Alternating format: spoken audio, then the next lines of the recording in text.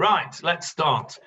First of all, we need to dedicate this shiur to the memory of Sarah Esther Bat Avraham, which is today is the yortzeit, the 6th yortzeit of Paul's mother. So we wish Paul Chaim Arukim, and we dedicate this shiur to the memory of Sarah Esther Bat Avraham. Her neshama should have an aliyah from hopefully lots of learning that we're going to do this morning. So we wish you Chaim Arukim, Paul, and hopefully she will enjoy this shiur as well.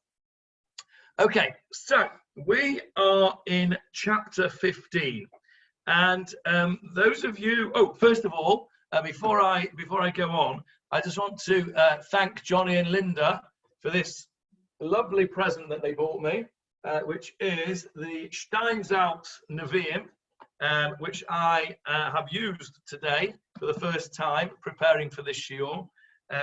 It's Rabbi Steinsaltz's translation and notes on the Nevi'im, on the Nach. So it's the same series as the Chumash that you all got me a year or two ago, and it's a great translation with lots of lovely pictures as well. So thank you, Johnny and Linda, for that. It was very, very nice of you, and hopefully we'll all benefit from it. So chapter 15, let me first of all share the screen so that you can see the words. There we go. Can you all see the text? Yes? Give me a thumbs up if you can see the text. Yes, good. Okay. Right. So let's go straight away. Where is Leon? There he is. Let me unmute yourself, Leon, please. Right. Okay. Let's dive right into chapter 15. It happened sometime later in the days of the wheat harvest that Samson remembered his wife with a goat kid. He said, "I wish to come to my wife, to the chamber." But her father would not permit him to enter. Okay, let's stop there. Just the very first pasuk. There's lots to talk about there. Just a reminder what was going on at the end of chapter 14. If you remember, we had the episode with the lion and the honey, the riddle. Shimshon was nagged to death and gave away the riddle to his new wife. Wife told it over to the Philistines. He had to go and give 30 changes of clothing and 30 sheets. And at the end of the previous chapter, let's just have a look at the words. At the end of the previous chapter, Samson's wife was given to his companion who had accompanied him. He'd gone off. Shimshon had gone off in a huff back to his father's house. And as a result of that, his wife was given over to somebody else. And then Vayehi miyamim, sometime later, says in our translation on the screen, a few days. But as we've said before, miyamim doesn't necessarily mean a few days. It's sometime later. Bimei katsir chitim, in the days of the wheat harvest. Now, when did this take place in the year? When is the wheat harvest? Any offers? When is the wheat harvest? I think in Shavuot. You're thinking correctly, Nechama. It is exactly Shavuot. How do we know that? How do we know that Shavuot is the wheat harvest? Elisheva said it's at the end of the Omer. That is absolutely correct. But how do we know it is at the end of the Omer?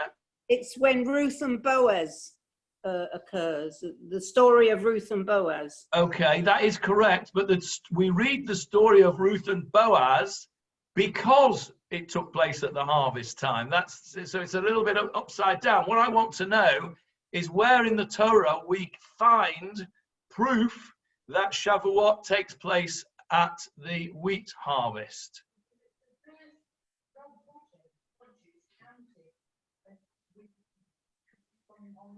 Is it to do with when there was a the people were hiding in the mountains to thresh the wheat. They didn't want the Philistines. So you're talking about the story of Gideon, Yeah. where they were underground threshing the wheat. That also took place at that period of time. Although actually that took place at Pesach. We know that because of the Hallel that was said afterwards. So Elisheva said it's because of the first wheat that we bring there, which is absolutely right. David Marks, where am I talking about? Where will I find the Torah proof for the wheat harvest being at Shavuot? Parshat Emor. Okay, Parshat Emor is absolutely right, as usual. Well done. In Parshat Emor, it says as follows. Where's Leon? Leon, do you have a Chumash handy? Yeah, I'll get it. I should have got it before. Okay, I'll start. In Parshat Emor, it says as follows. After the Omer offering, which takes place on the second day of Pesach, and you shall count for yourself on the following day after you bring the Omer, 7 complete weeks, after the 7th full week, Tisperu 50 yom, you shall count 50 days, Vehikravtem mincha chadasha lashem. You shall bring a new meal offering for Hashem. And then it goes on to say, Lechem tenufa shtayim shnei esronim solet tiena chametz teafena bikorim lashem. There was this special offering. We know that on the second day of Pesach, we had a special offering of the Omer, which was the barley offering, the new barley. On Shavuot, we don't think about this because we all came from Chutz La'aretz, apart from Nechama.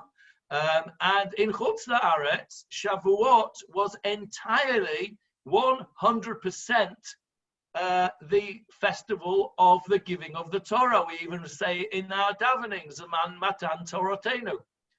As we've said many times before, the giving of the Torah and Shavuot is not mentioned at all in the Torah. The connection between Shavuot and the giving of the Torah is a much later connection.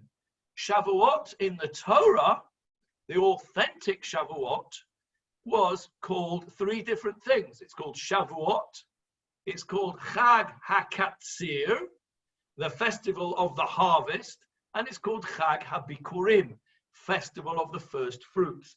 And what harvest are we talking about? There's this special offering that was brought, which, if you like, paralleled the Omer offering. It was an offering of wheat, two loaves of wheat, 2 special loaves of wheat with the new wheat harvest, called the offering of the Shtei Halechem, the 2 loaves of bread. This was the special offering of Shavuot. Now, we don't really relate to that because we don't have a Beit HaMikdash. We never have sadly witnessed this this ceremony of the Shtei Halechem. But if you read the Torah, that was the essence of Shavuot, was the Shtei Halechem, which proves to us that the time of the Chag HaKatzir, the festival of the wheat harvest, is Shavuot time. So we know exactly when that's taking place. And just to go back to what Hilary Raymond said, the reason that we read the story of Ruth on Shavuot is also a dual reasoning, more than 2 probably, but at least 2 reasonings. Number 1, and first and foremost, not probably the first and foremost reason that we would think of, but first and foremost, the reason that we read Ruth and Boaz is because it centers around the harvest. It centers around Ruth going to gather the gleanings from the fields of Boaz. It centers around Boaz guarding his wheat at night, and Ruth going to meet him at night, etc. You know the story. That's the reason we say Ruth on Shavuot. Now, the reason that we added on to that is the same reasoning that we added on for the giving of the Torah. The giving of the Torah, there's a whole machloket in the Gemara whether it was on the 6th or the 7th of Sivan. Now, we know that the Torah was given around the 6th or the 7th of Sivan. If it was to do with Shavuot itself, the Chag HaShavuot, there would be no machloket when it was. We would know exactly when it was. But when we were exiled from the land, the rabbis were concerned that Shavuot would become a lost Chag. And to a degree, it did become a lost Chag.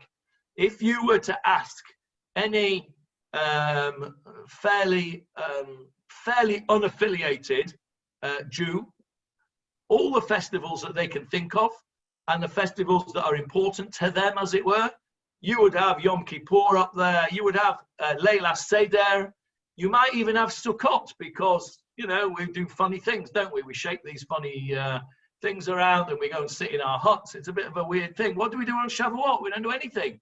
We just go to shul and eat a bit of cheesecake, and that's the end of it. So it has become a little bit of the poor relative of the Chagim. Imagine how much more of a poor relative it would have been had the rabbis not very cleverly linked it to Matan Torah. So they linked it to Matan Torah when we left the land, when we were exiled from the land, and we no longer had a harvest. Coming to you in a second, Elaine.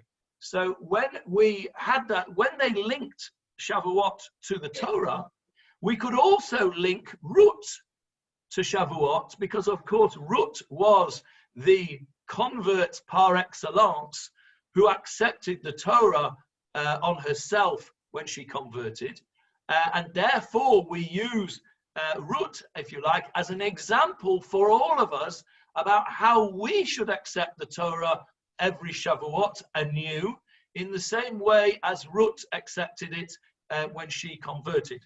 So the connection that Hilary raised with Rut is a correct connection, and because it took place at the wheat festival, that is the main reason why we say it on Shavuot. Now, Elaine, you'll have to unmute yourself, Elaine. Okay, I just wanted to add to anybody who's got grandchildren here or whose children went through the school system, that Shavuot is very much the Bikurim, is celebrated as Bikurim. The children take the first fruits.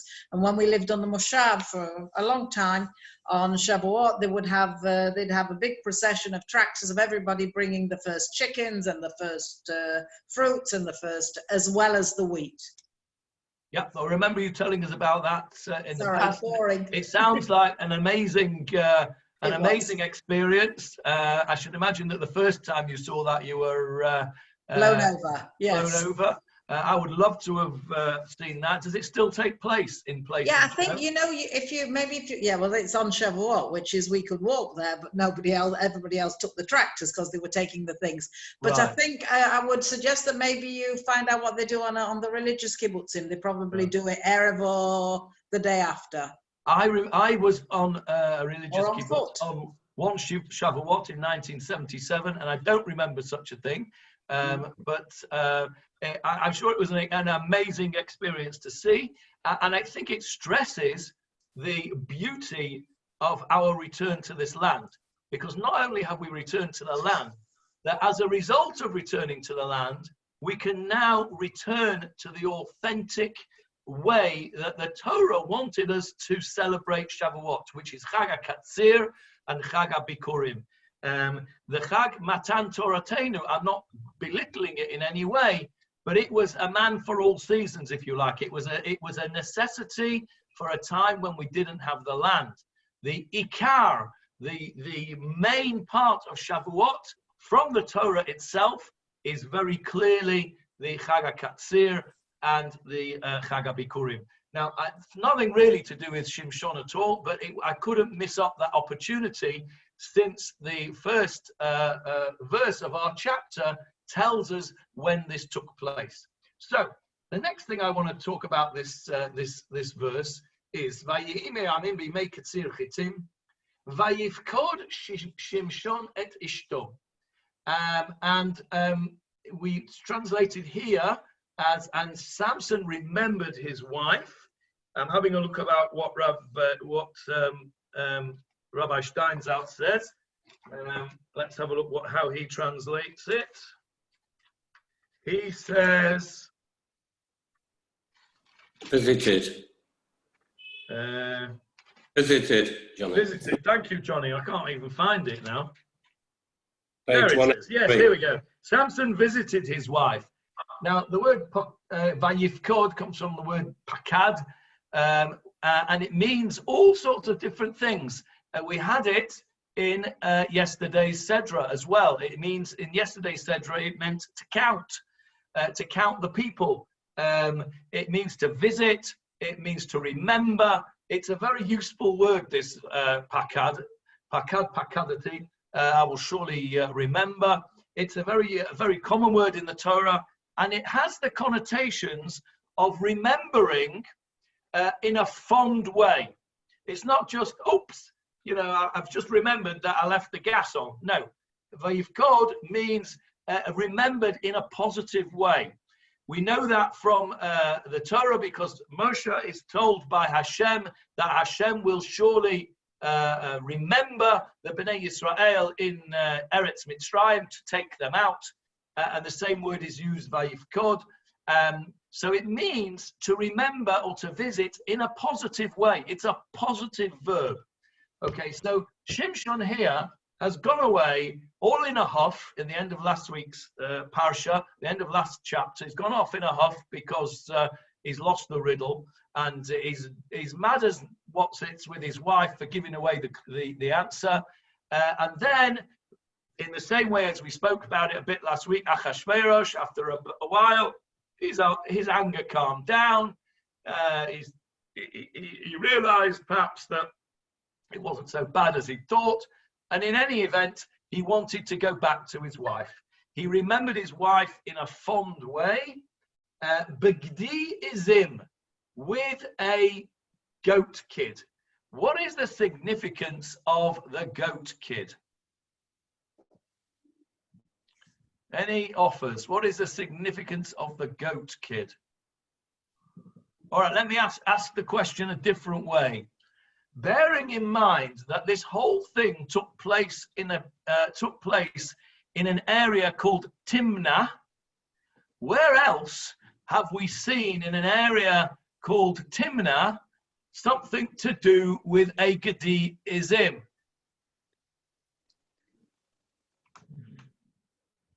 Did they send a goat to the wilderness? Is that the same place? They do send a goat to the wilderness as part of the Yom Kippur service, but that is not what I'm referring to. Okay. Elisheva's sort of on the mark. Come on, what did you say again, Al? Story of Tamar. Okay, the story of Tamar, correct. Stanley, correct. The story of Tamar. Okay, where will we find the story of Tamar, David?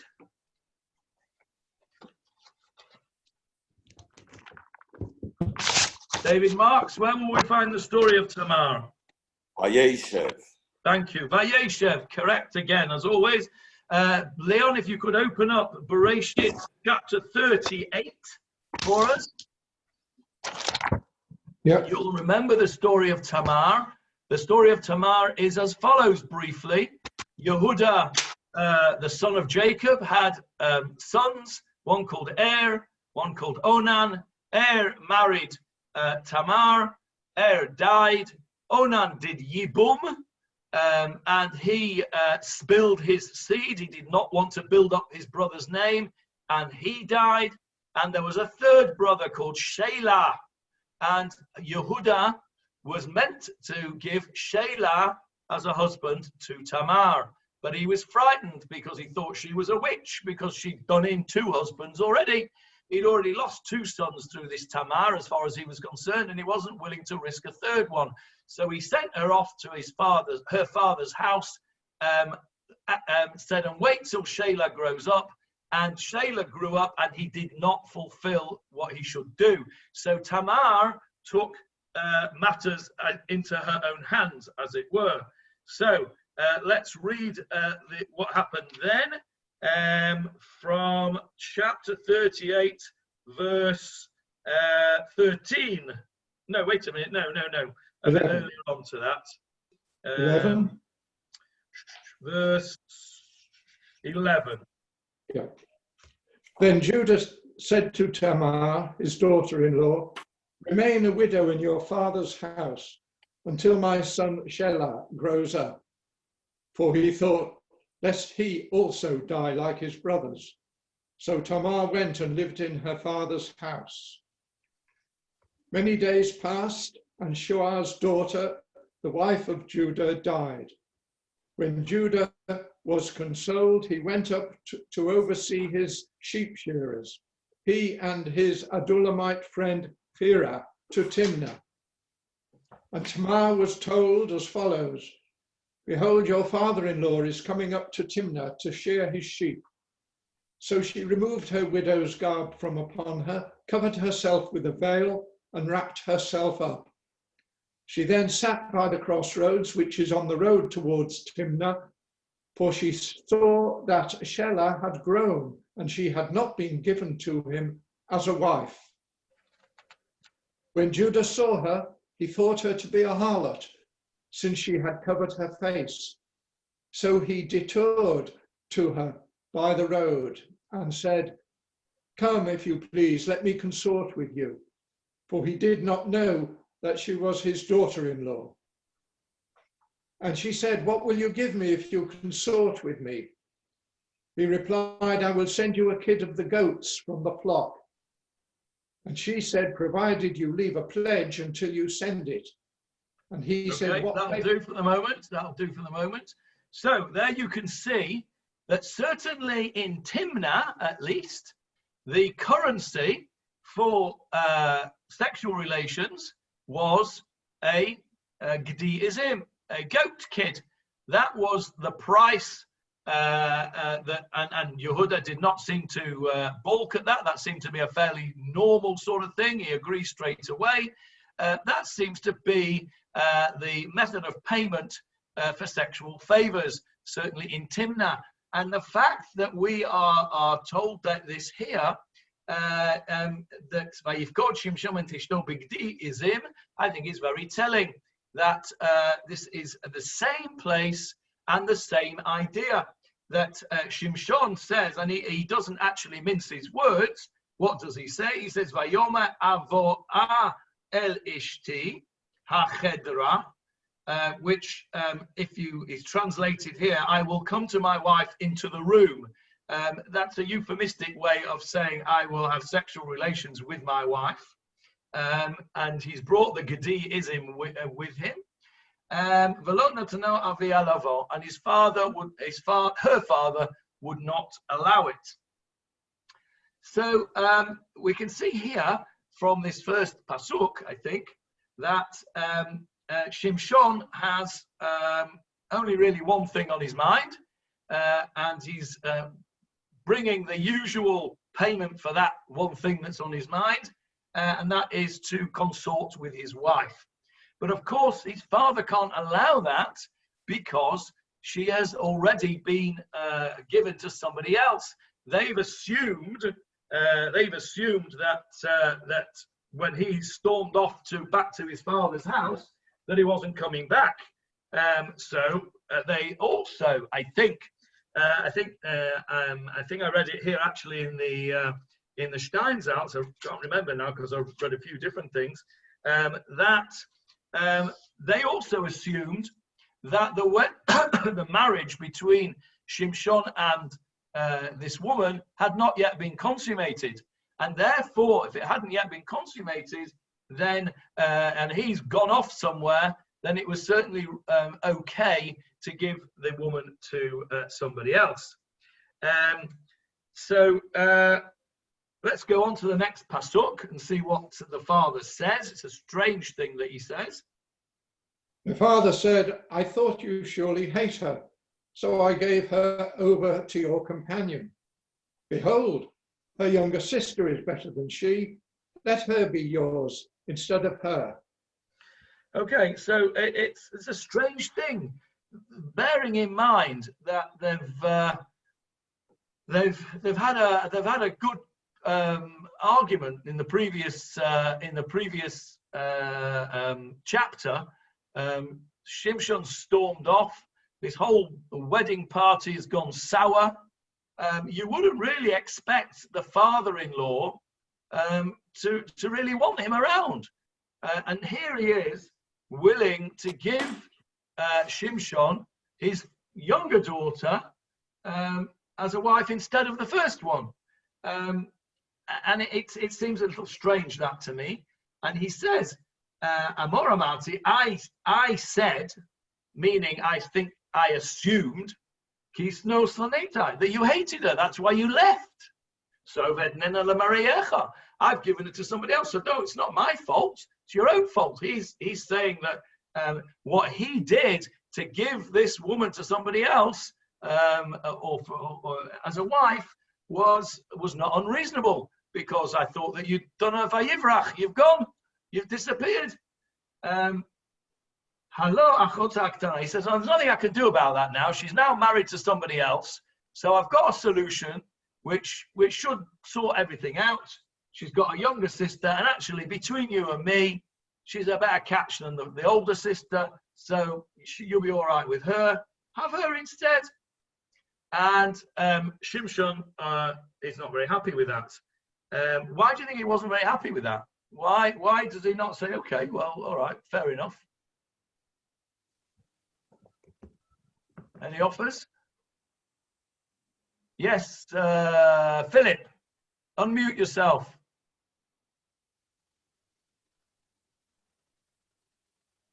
No, Philip's frozen. Anyone else? He doesn't like somebody taking his possessions. I think that's right, Dave. I think that's right. I don't think it wasn't a question of whether he wanted this wife or that wife. Shimshon was, as we can see, as we've already seen, and as we will see further on in this chapter, a very self-centered, egocentric, as it were, man. And I think that's absolutely right. That what Dave Patrick says is that he did not like the whole idea of being told what to do, and he did not like the idea of somebody else taking what he considered to be his, even if there was a solution which sorted everything out. He was clearly not a man of compromise. If he had been a man of compromise, he would have realized that this could avoid a whole lot of upset with lots of other people. It's a win-win situation, and he would have accepted the suggestion of his father-in-law, because the first part of the pasuk tells us that actually he wasn't particularly interested in his wife as his wife. She was interested in his wife as what you get for a gedi izim, i.e. sexual encounters. So as far as he's concerned, it would have been a reasonable solution, but he's not having it. Helen's shaking her head. Helen, talk to me. Do you really want to know what I think about all this? It's just. Yeah, of course we want to know. Well, these women are just handed around at their fathers, their husbands' whim, and are we supposed to believe that that's how they build up their flocks of goats, that they get a new goat every time their husband wants to remember them? Okay, now let me answer the second question first, because that's a bit easier to answer. The second question is actually a question which is raised by some of the commentators, and that is that we know the gedi izim was payment for the prostitute in Tamar's situation. Tamar was pretending to be a prostitute, and that was the price. Here, you have a very good question, Hilary. Was the guy expected to pay every time he wanted to have relations with his wife? And the answer is no, that's not the case at all. the fact that he comes with this Gedeism could be an indication that even he accepts actually that she is not his wife. Because if she was his wife, and bearing in mind the first part of your question, which sadly I have no positive answer to give you except to agree with you, bearing in mind that it is clear from the Psukim here how women and wives were considered at that time, bearing that in mind, he would certainly not feel the need to pay a Gedeism if he was going to his wife. So I think the fact that he felt that he had to bring down this kid indicates that he didn't think she was his wife either. And the answer to your first question, I'm coming to you, Hilary, in a sec. The answer to your question in the first part of the question is that is exactly how women were treated at that time.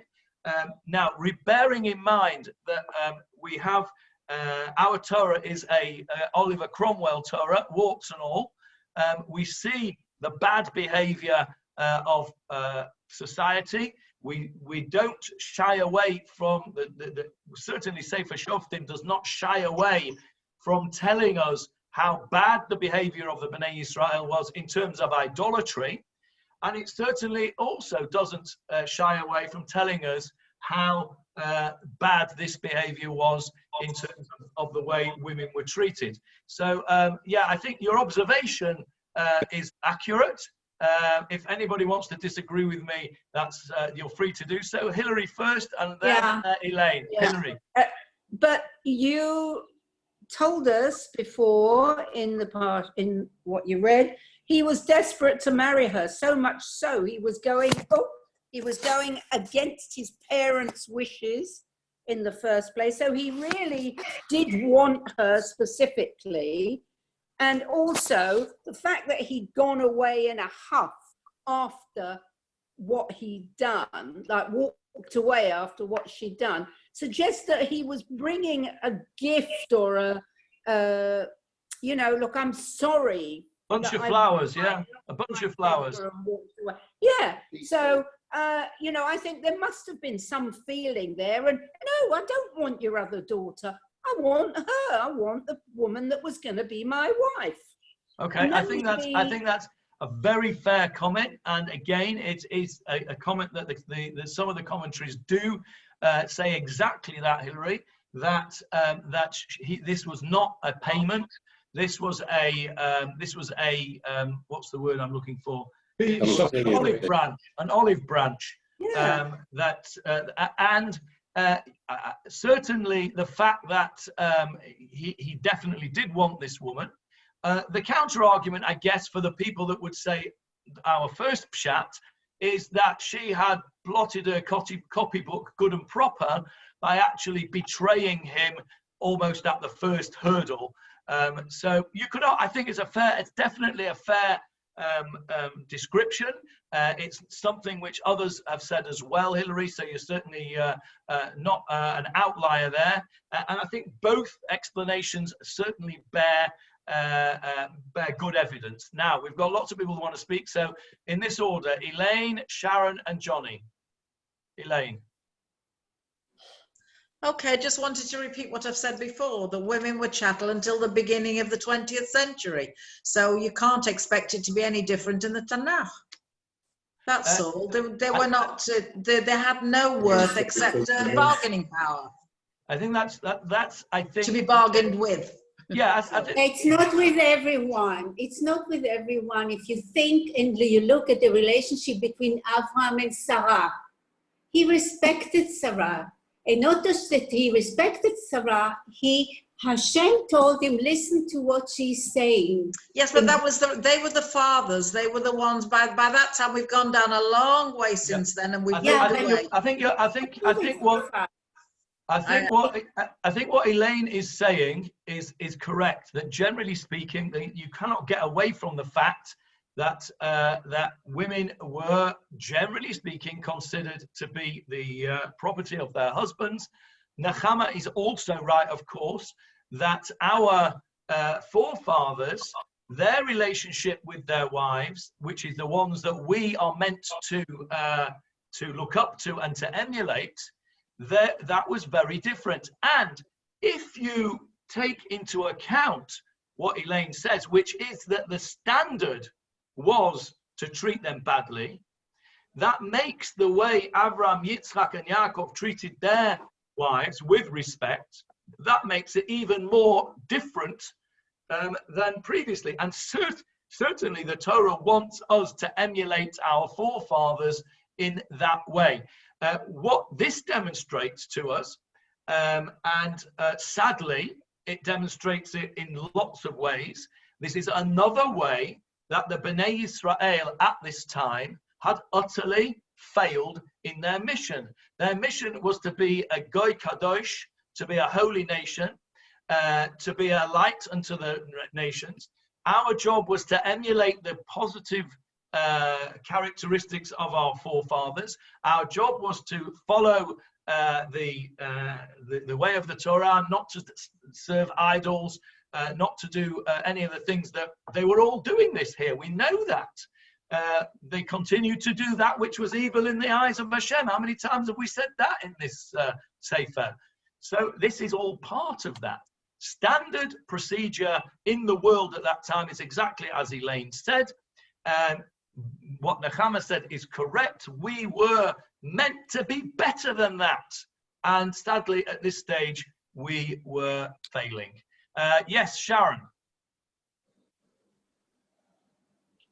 The only comment, you've actually touched on most of what I was going to say, which is we have to remember that the Danites were living among a bunch of native people, plus the invaders from Philistia, and all of these different customs and legal systems and relationships and marriages and so forth were circulating around, and Samson was not a sophisticated man.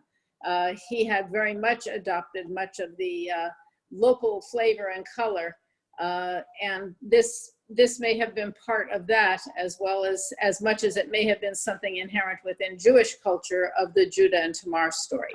That's all. I think that's right. I think that's absolutely right. We know that the Bnei Israel had subsumed into the culture of the local people. We know that from previous chapters about Baal, how they were worshipping Baal, and this is all part of the same thing. And let's face it, okay, I'm not suggesting that we all treat our women like chattels, but let's face it, we've all come from a society to which we have integrated and adopted the customs of those societies to a greater or lesser extent, whether we like it or not. That's what we did when we were in Chutz La'aretz, and that's what we've started to do now that we're living in Israel. We've started to adopt their customs, and that is an inevitability. So I agree with all of that. Now, Johnny Halpern, you wanted to say something. Yeah, I think, I can't remember, Yitzchak, Yaakov, one of them went to marry one of the girls, and he woke up with another girl in bed. I think these were our forefathers. And then when we could have a child, so she said, go and sleep with my maidservant. I'll give you the other maidservant to sleep with. It was just, and that was, who was it? Which was it? Yaakov. That was Yaakov. Yaakov was meant to marry Rachel. That was going to be my next question. Where did we have a situation in Tanakh, in the Torah, where we had somebody who gets a sister instead of the one that he wanted? And of course, the answer is Yaakov, as you've said, Yaakov. And we see, actually, I mean, you could argue, I've only just thought of this, so it may be rubbish, but you could argue that the reason that Shimshon was not very happy with this suggestion was that he knew his Torah. He knew what happened when Yaakov got, inverted commas, the wrong sister. What happened to Leah? Leah ended up being snu'ah, hated. And what does he actually say? This is quite interesting. What does the father say? I thought you hated her. That same word that Leah was described as, because she was the unwanted wife, she was snu'ah. So it could be, that's just a suggestion that's popped into my head while we were talking, that Shimshon thought about this story of Yaakov with the two sisters and didn't fancy it at all. Said, no, this is going to end badly. and that's what it, and that's why I didn't want it. So I think there's all sorts of different reasons. I think Hillary's reason, the fact that he really wanted this girl and no other girl. He obviously did have a strong feeling towards this girl because he was willing to upset his parents for it. So I accept that as a strong angle. A personality thing as well. The personality thing is going to come out in the next verse. Let's go on to the next. Yes, Rabbi Dansaus translates miyamim as a year. Yeah. So a miyamim it wasn't just a few days or a few weeks. It was a year. So it can be up to a year. So yeah, I think that's right. So however long it was, it was time enough for him to calm down from his anger. But now you're going to see him get angry again, and you're going to see him get big time angry. And this is the next pasuk is why I won't say I prefer, but I also like Dave Patrick's explanation. Let's do the next verse, Leon. Verse 3. Samson said to them, "This time I will be blameless from the Philistines when I do evil to them." Okay, so he said, this time I shall be blameless. Implying what? Implying what? He was guilty the last time. Yeah, that's what I thought, Michael. If he says, now, this time you can't blame me, that implies that last time when he went to Ashkelon and he killed 30 people and took their clothes, etc., he knew he'd done wrong there. There was no excuse for that. Those people are totally innocent, had nothing to do with it all, he knew that he'd done wrong there. This time, he says, no. This time, now you've really wound me up, he says.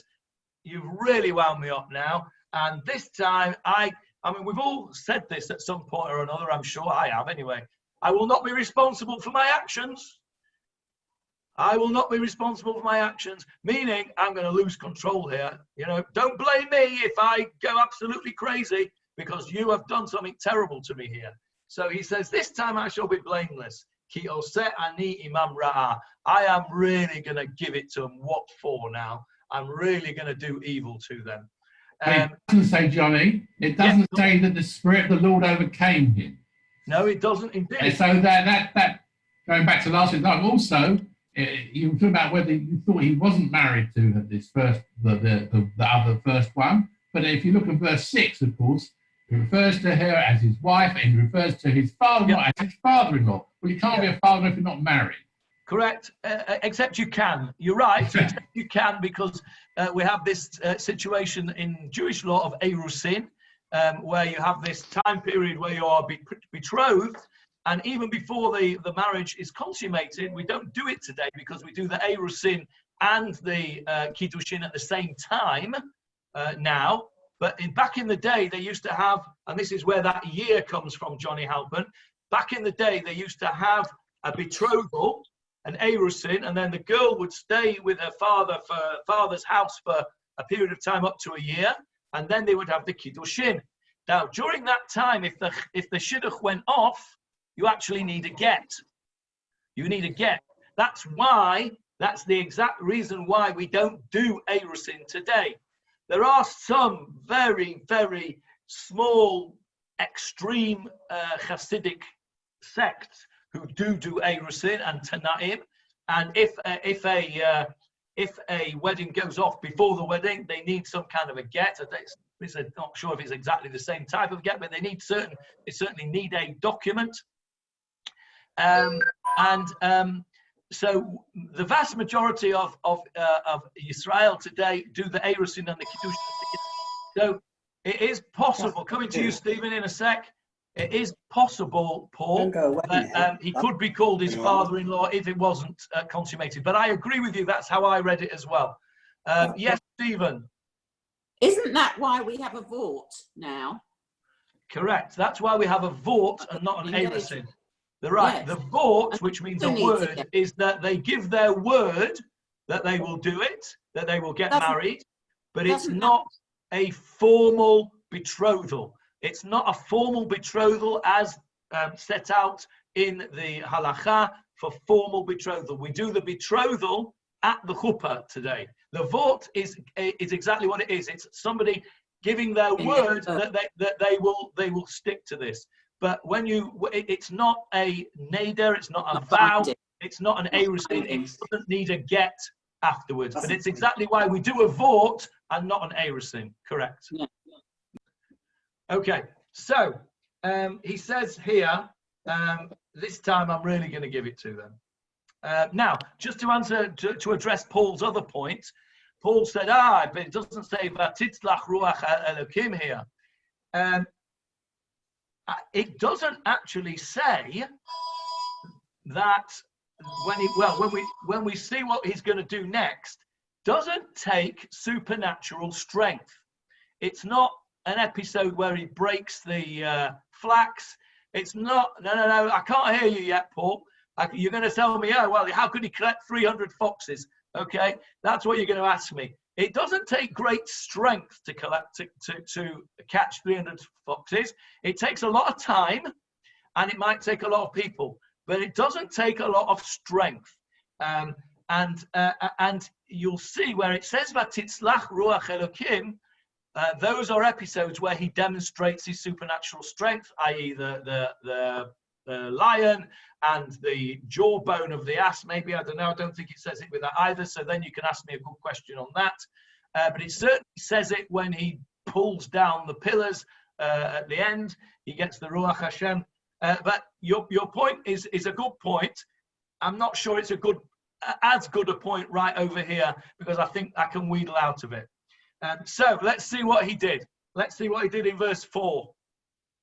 Samson went and caught 300 foxes. He took torches and turned the foxes tail to tail and put one torch between each pair of tails in the middle. He set fire to the torches and sent the foxes off to the grain fields of the Philistines. Thus he burnt down everything from grain stacks to standing grain to olive groves. Okay, let's stop there. Let's just put aside for the moment the morals of this action. I'll come back to the morals in a minute, Helen. Okay, but let's just talk about the practicalities of this to start with. He catches 300 foxes. Paul is implying to me that is something supernatural, and he's probably right to a degree. I don't think any of us could go around catching 300 foxes. Just by the way, we understand, shu'al to be a fox. Many of the Mefarshim translate it differently as a jackal. And the reason that they translate it as a jackal rather than a fox is quite interesting. Anybody any idea why they might think of a shual as a jackal rather than a fox? It's much harder to catch a jackal than a fox. No, it's easier to catch a jackal than a fox. Okay, Why? so Hillary says it's harder. Johnny says it's easier. Johnny's read the Steins out, so we'll come to him last. Let's see if anybody can get it before Johnny tells us what the Steins out says. Yes, Philip, unmute yourself. Unmute yourself, Philip. Am I muted now? Yes. Can you hear me? Yes. Okay. A jackal's got a harder bite than a fox. Okay, so a what? much harder bite. A jackal is much more dangerous than a fox. Okay, more dangerous. Okay, right. So Elisheva says the tails are different. So what? So it's easier to grasp the tail. Johnny? Or it makes a better torch. Okay, Elisheva says she thinks it's fox because a fox has got a bushy tail and a jackal doesn't. And if you're going to set fire to it, then it would make a better torch. I think that's a fair point. But yes, Leon. I think I read somewhere that a fox, when it's confronted by a human, does not turn round and run away. It stands and backs away that might make it easier for the fox to be caught. Okay, fair enough. Okay, Johnny, tell them what the Steinsaltz says. It says that it's easier to catch jackals because they live together in large packs. So you can just go in and grab them.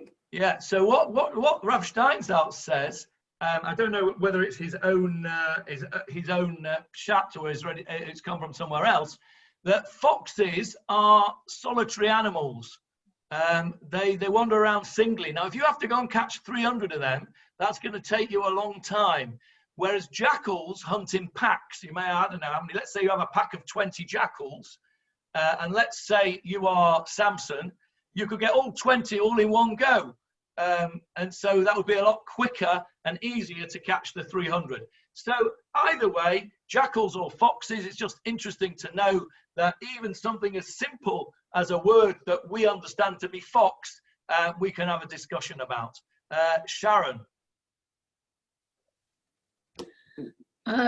Interestingly, Jabotinsky in his book about Samson says that Samson had a pack of young men who were sort of like Robin Hood's pack of people, and that they were called the jackals, and that it was his group of young men who came in and actually set the fields afire. Okay, that's interesting as well, because I also read a pshat, but I didn't quote it to you because I read it on a Christian site, so I wasn't sure whether it was allowed or not. But that particular pshat said that it pointed out, at least, that it doesn't say that he went, that he necessarily went and captured all of these things on his own. Although I think it does. It says Vayil Kod Shlosh Me'et Shualim, and that Vayil Kod is in the singular.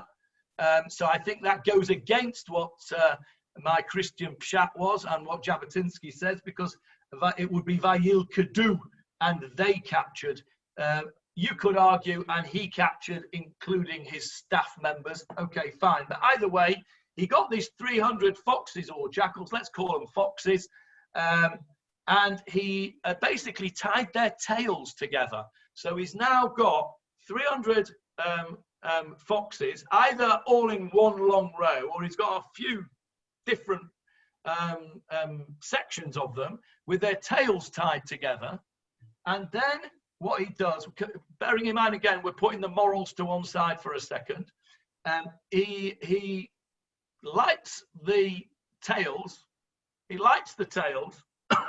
and what do you think this fox is going to do? These two foxes, let's say he's got two foxes there, tied together, and he lights the tails in between them. What do you think the foxes are going to do? Run like hell. They're going to run like hell, but one's going to run like hell in one direction, and the other's going to run like hell in the other direction.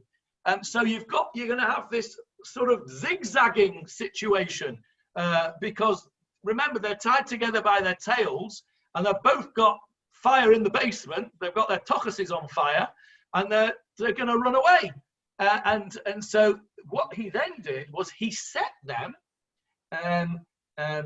Have a look at verse 5 again.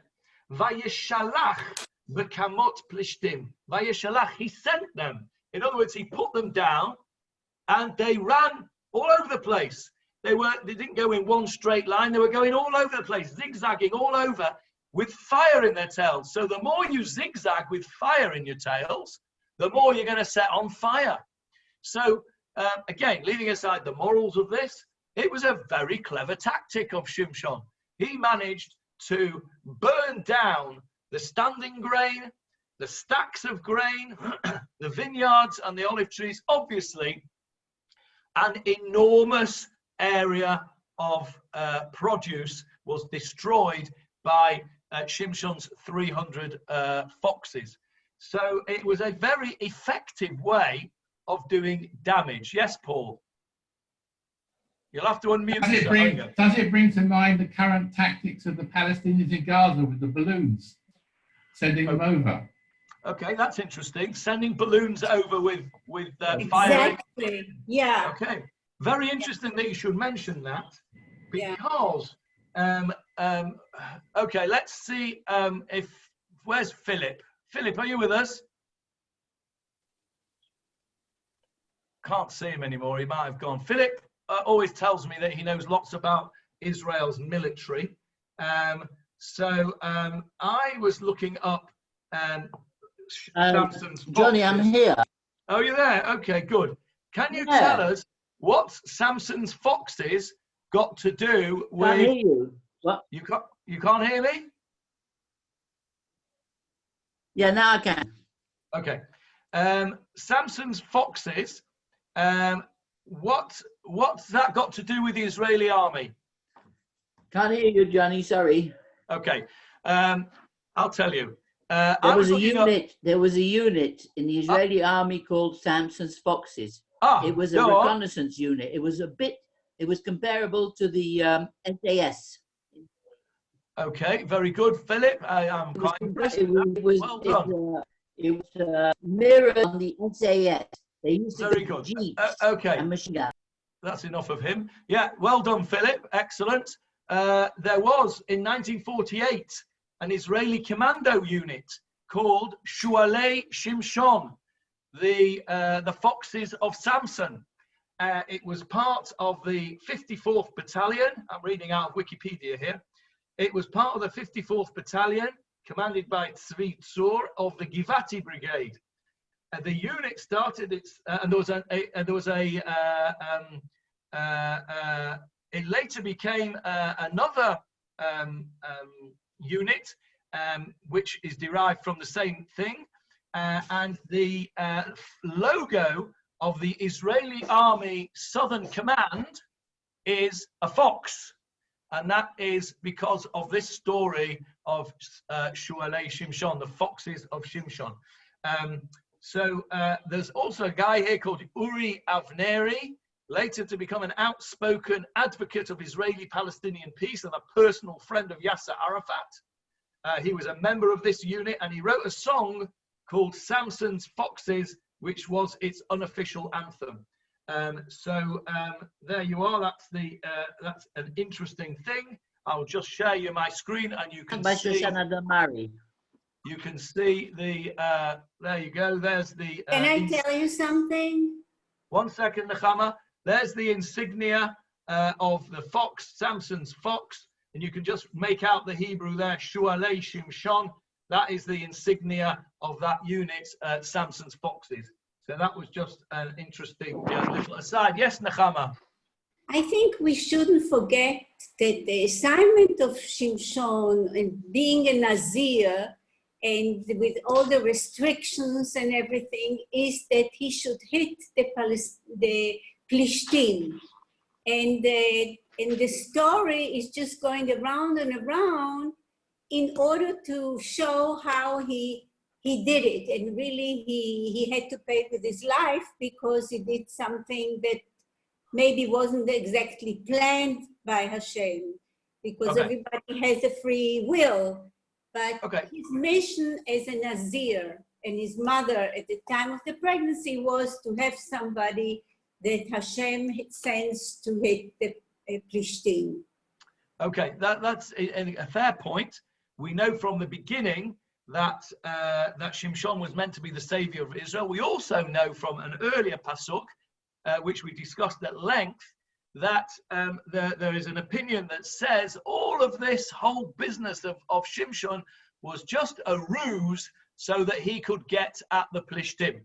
And I, as you remember, was critical of that approach because I felt that the actual plain pshat of the words shows that Shimshon was actually acting for his own benefit, not for the benefit of Bnei Israel, but we'll come back to that. We've run out of time. I was going to talk about the morals of tying 300 foxes together and lighting them. And let's just do that for 2 minutes before we finish. Nechama's just raised a good point. Shimshon he had a role. He had to be the warrior against the Plishtim. But I would suggest to you that he did not have to go to Ashkelon and kill 30 innocent men to get their clothes, nor did he have to be cruel to 300 innocent foxes or jackals, tie them together and burn their tochases. There was not a necessity to do that. He chose to do that of his own free will, That wasn't something which he had to do. If you'll pardon the pun, there's always more than one way of skinning a rabbit. I would suggest to you that the fact that he did choose to do this in this particular way is a comment about his own particular personality. So let's stop there for the moment. Any comments before we close up? We'll carry on next week. We haven't got very far, but there's plenty to talk about yet. Yes, well, in an earlier verse, a couple of verses ago, he admitted that it was an evil thing to do. He said, I'll be blameless when I do evil to them. So yeah, I think there, Leon, he was referring to the damage he was going to do. I'm suggesting that the way he did the evil was even evil. Yes. Okay, let's assume that they deserved what they got, the Pelishtim. But why did he have to do it in such a cruel way to the animals? That I think is a demonstration. I remember once, I'll just tell you this very quickly, this very one story. I remember once, one of my kids had a friend that came to the house, and I can't remember exactly what happened, but he was very cruel to a little animal. I think he played snooker with a hamster or something. Is that right, El? Can you remember? Oh, she's gone. There was this kid came, and I remember Elisheva said to me, that kid is going to be trouble, because a kid that can be so cruel to this little animal, that's not a good midah at all. And I think that this business that he did with the foxes, I think, is a demonstration of his personality. He agreed that it was going to be evil. He didn't really care how he did it. He did it in that particular way. Yes, Elaine. Okay, I'll mute this. Just to say, look, we've got the women being chattel. Get over the foxes. You're not on the. It's so many years.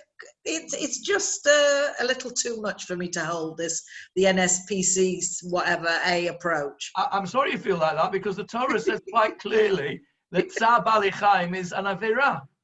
Okay. So, you know. But it's all right for the women to be chattel. We accept that, because that's the way it was. Either. One second. The Torah doesn't say that either. Hang on, keep that. I'm finishing a share. I'll be with you in a minute. So you're not bothered about the foxes. Well, I think we should be bothered about the foxes. Anybody else? Johnny? Yes. Johnny? Yes. Johnny? Did he get 7 points for potting the rat? For what? Potting the rat. Okay, any other comments before we leave? Howard? Say that Seder nights will never be the same again. When we get to the Sabbath in our bar, I'm not going to be able to keep a straight. I can't hear you. You're very, very muffled. It's not important. We'll leave it till next one. Okay, I can't really hear what you're saying. Okay, anybody else before we go? Michael, you wanted to say something, I think, Mike. Michael Leaf. Yes, but Anita's squashed my argument. I was just going to say that it would be very difficult to tie the tails together of two foxes, because their tails are very, very thick and bushy. So you couldn't tie them. But then Anita said, well, they probably had some sort of string or something. So I remained silent. Yeah, it says they had torches there. He put the torches between them. So I think Anita's right. You had the tails and some kind of torch, some kind of flax or something there to tie them together, and then they lit that bit, and then that lit the tails. Mm. So Anita is right as usual. Yes, Brian. Can't hear you. Unmute yourself. There we go. Listening to everything that's been going on with Samson, we get to have him in prison. We get to have him die. He seems an awfully busy fella. As I read yesterday, he spent 20 years as senior judge. That's coming up shortly. At the end of this chapter, we'll come to that. This is before he becomes the judge. Busy fella. Yeah. Well, you know what you say, you want a job done, go to a busy man. Jeffrey, you wanted to say something? No, I was struggling to hear, so okay. I had to go nearer to the screen. Okay. All right. Okay. Let me unmute. Let me stop recording. Hillary, yes? Do you want to say something? No, I just wanted to say thank you. It does show it does show a very sadistic side that but it does also say that he was to begin the destruction of the Philistines. We'll talk about that towards. We'll talk about that towards the end. Yes, Sharon. I think. Oh. You know, we're talking about the cruelty to the foxes, but also we have the idea of ruining the food source of this entire Philistine community. And you put it all together, and it's a pretty great revenge for the loss of one wife that he basically threw away at the wedding party and insulted her father and so forth. So we've got a guy who is prone to do huge things all about himself. So I agree with you about the narcissism.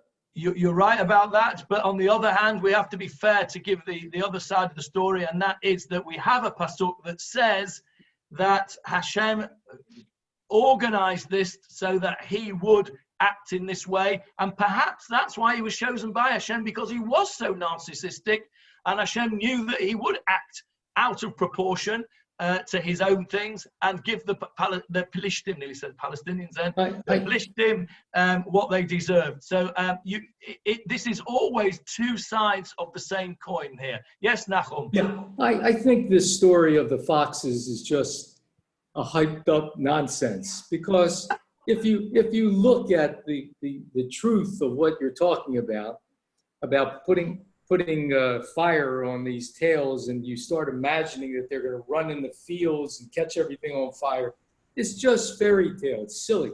It's hair. Hair burns up in a second. I mean, it's just nonsense. It's just some kind of a... Is it any more nonsense than tearing a lion apart or pushing down the that's different. Temple, No. Killing 1,000 people with a jawbone of an ass? I can understand that at least has some feasibility, but this business of lighting the tails of foxes in there is just silly. I could not disagree more. I actually think it's far more feasible that foxes with a torch tied to their tails would do damage to the crops. It's far more feasible than tearing a lion apart with your bare hands.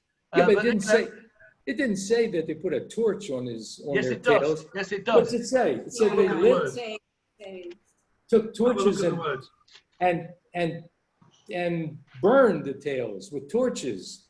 It wasn't they made torches. Vayikach lapidim. He took torches. Vayifen zanav el zanav, and he joined them to tail. It says clearly. Look at the words. Vayikach lapidim. Lapid is a torch. Yes, Jeffrey. He's really fulfilling. He's really fulfilling God's wish to clear the land. If you destroy the food on which the inhabitants are relying upon, they're going to have to clear up. It's not going to grow again the next day. So they're going to have to go where the food is, and they will. There'll be a mass migration back to where they were started from. Really, this was an outlandish settlement as far as they were concerned. So what you're saying is similar to what I was saying before, which is that perhaps God chose Shimshon in that way because he knew he would react in that way, in that out of proportion way, and as a result, that would be the start of getting rid of the Plishtim. We know that the Plishtim we didn't really get rid of the Plishtim until the time of David HaMelech, which was a couple hundred years later. But yeah, that was the beginning of it. Yes, Johnny Halpern. No, in the badge that you showed us before of the army with the fox, there's a torch behind the fox. There's a big torch. Shows you a torch, if I'm not mistaken. On the right. There it is. There's the torch, yes. Yeah. And the torch is attached to the tail, as you can see. Yeah. Right. Yeah. Well spotted, that man. Well spotted. Okay. Howard, do you want to try again now? See if you're better volume. Can you hear me now? Yes, much better. Okay, so Jeffrey's absolutely right, because what they did next was they went to Judah. I don't know whether that was the law of unintended consequences. But that's what's happened. They went up and pitched in Judah. Yeah, but the reason they pitched in Judah was because Shimshon was there. They went to get him. Bearing in mind Timnah, that Timnah, where all this took place, this place Timnah, where it all took place, is in the territory of Judah. And it's, how do we know it's, sorry? It's near Bet Shemesh, as I worked it out. That's correct. But Timnah it was in the territory of Yehudah. We know that from the Torah because that's where Yehudah went to shear his sheep, where he met Tamar that we talked about earlier on today. This is not Timnah by the Negev. Timnah. There's several places called Timnah. Howard is right. This all took place around the Bet Shemesh area, which is where Shimshon is buried, by the way. If you want to go and visit the tomb of Shimshon, it is close to Bet Shemesh. We went there once on one of our tiyulim in a previous life when we were allowed out. Okay, let's call it a day there, and I'll unmute you all. Thank you, Johnny. Tada Rabah. Thanks, Johnny. You're welcome. I can't seem to Thank you, Leon, for as some well. reason. So if anybody Thank wants you, to Johnny. And tonight, the Rosh Chodesh meeting sounds very exciting about Yiddish. I would like to join that, but I don't think I'll be able to because I'm flying to Canada on Zoom this afternoon for a medical ethics conference. So whoever does the Rosh Chodesh meeting, please record it because I'd like to hear it. Tomorrow we've got Shelley's shiur in the morning, and then in the evening we have the music and video quiz. So we are going to be testing your musical knowledge and your powers of observation tomorrow night at 8:30.